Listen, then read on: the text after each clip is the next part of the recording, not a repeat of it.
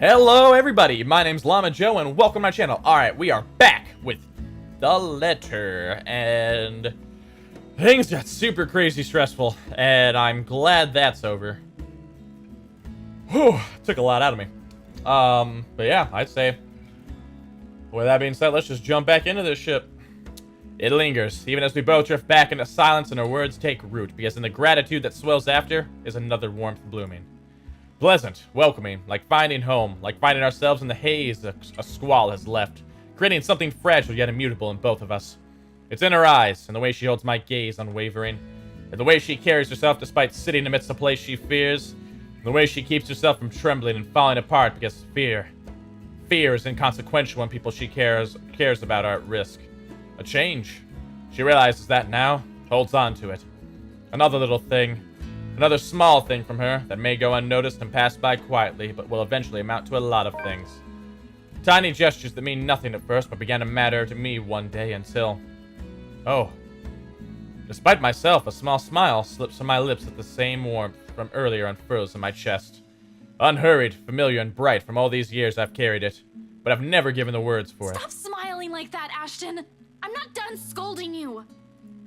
But this time they come easy. I heard all of it. Don't worry. Are you really okay? That guy hit you a little too hard on the head. Here, let me... I reach up just as she extends a hand towards my face, catching her wrist in a light grip, drawing it closer and folding her hand in between mine. Although her expression does shift into mild confusion, she does not pull away like I'm expecting. She simply stares at me, searching. For her to allow a gesture from me that's perhaps too close, it does a lot how far things have already shifted in the past few years. Cradled in mind, her hand still trembles. Most of the tremors has already subsided by now, though I doubt it'll fade away this soon. Even as I trace the lines of her palm in what I hope is a comforting gesture. I'm sorry. No. For what? Is this about what happened tonight? You can apologize later, when... No, well, this too, but it's not just about this. Oh, is he gonna confess? It's for a lot of things. For calling me clumsy and careless and a scatterbrain. Are you sure this isn't a concussion? You would think that, wouldn't you? Well, you don't usually apologize. Yeah, I know. I'm sorry about that too. For all the times I've teased you and made you cry. Unexpectedly, her fingers tighten around mine, our hands falling between us as something tender shifts in the air. Another exhale. Another drawn breath eases out of me, filled with every hesitation and uncertainties. But when I finally choose to break silence, it's only when I know that what will slip past my mouth is one truth I will hold against the world. For all those callous words, despite all those, there's nothing I don't love about you. Here we go, boy! There we go! Those things, I love those. Everything. Everything that's you. For a long moment, she offers no response. Her grip on my hands merely tightens. Although my heart's pounding hard against my ears, I take a chance and look up. Slightly leaning away and giving her a cautious glance, more than ready to hear her rejection. I don't care who's calling me. Please stop. And it is one. Despite the smile on her face, if it can even be called one, of course, there's a pained aspect to it I can hardly name. Regardless of what it means to her or what she intends to convey with it, the sight of it alone makes me regret ever mentioning anything. It's almost as if she's forcing herself to push out the next words out of her mouth for the sake of not hurting me. Not that I won't be able to take it, but if these feelings will only put a heavier burden on her, I'd rather not have said anything at all. As expected, with one last squeeze at the hand cradling her, she pulls her hand away from mine. When she speaks, though, there's a stark refusal to meet my eyes. Not that I hold it against her. The situation's already awkward as it is. Ash... She pauses, biting her lower lip. A small frown forms between her eyebrows while she struggles to find the right phrases to string together. Ashton, I'm really sorry. Oh, no, it's cool. I was already expecting that. Kind of. But you don't have to... No, I mean, I can't. I can't afford to think of anything other than helping my family.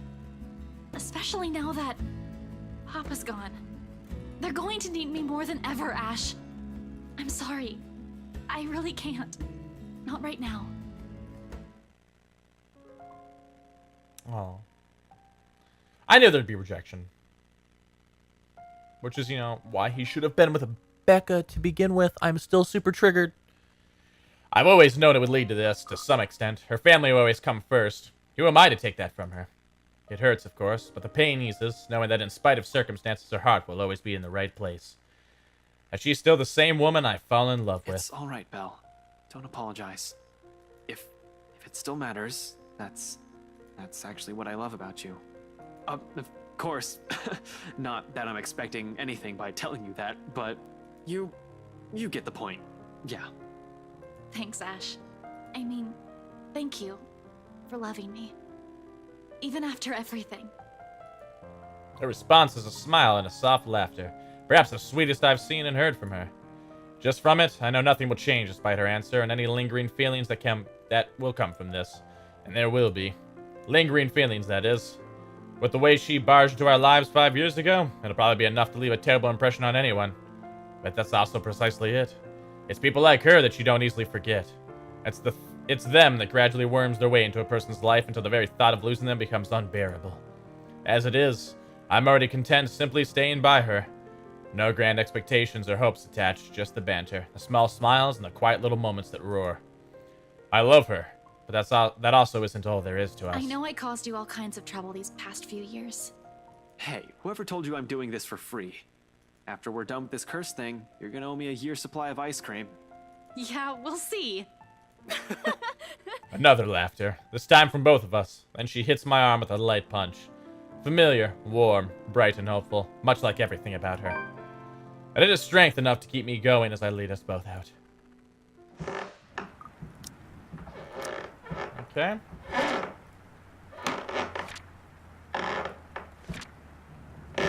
I don't like the sound of this. Understanding how much she also meant to him, Ashley took both of her hands in his and apologized, and in a rare moment honestly confessed how he truly felt for her. However, although thankful, Isabella was unable to return his feelings and turned him down. Sad. Power still hasn't come back when we make our way downstairs. Tricky, considering the stairs to the attic are a bit old. One misstep and anyone might end up slipping and falling. You're lucky if that's all that'll happen to you. With the stairs this steep, a broken neck is likely a likely outcome. Thankfully, Isabella's here to guide me through the darkness. She knows this place better than anyone. After all, in spite of all the misfortunes it has brought to us. Careful, the floorboards over there aren't very sturdy. Right on cue, the same board I'm stepping on creaks and suddenly breaks, the pieces falling somewhere with a dull thud. Oh shit. Scumbag wouldn't be too happy about that. Ow, my foot. See? I told you so. You never listen to me. They renovated the whole mansion. They can't even replace one tiny part of the house. Why don't you file a complaint to BRC then? I'm sure they'd be thrilled to hear it. You know it was such a rushed job. Outside, the winds have intensified. Even from here, I can hear the gusts battering the windows in the attic.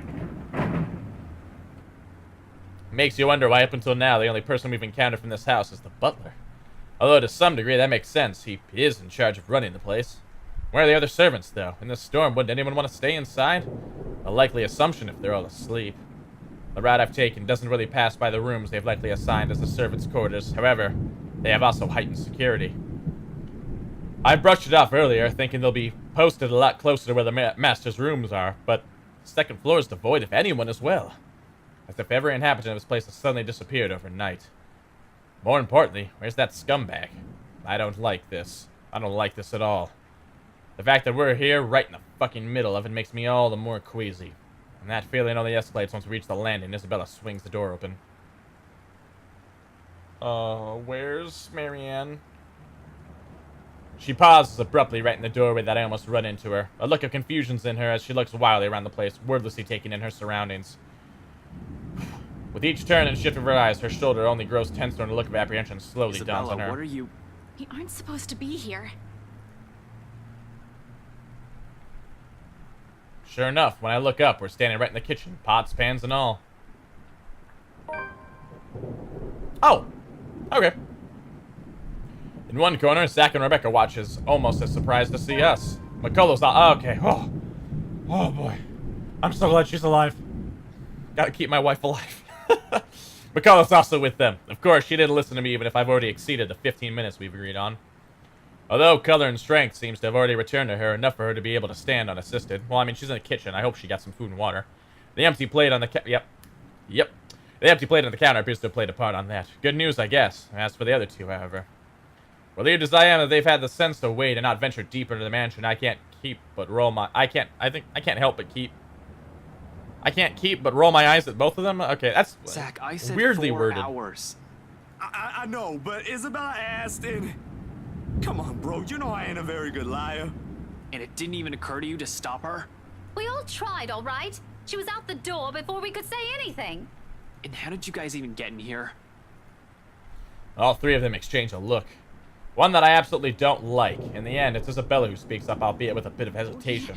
We heard someone scream, Ash. It led us here. Oh, no.